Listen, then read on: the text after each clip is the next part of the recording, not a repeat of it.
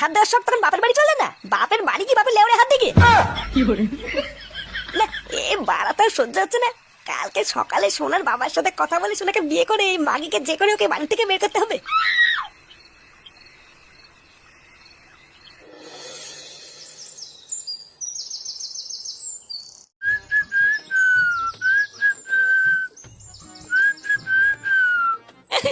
বাড়া ফুটো, আজকে যা দেখতে লাগছে না পুরো ফাটাফাটি।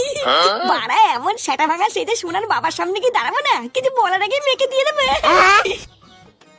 আলি চোদন, এটা আমি কি দেখছি? কি রে বাড়া?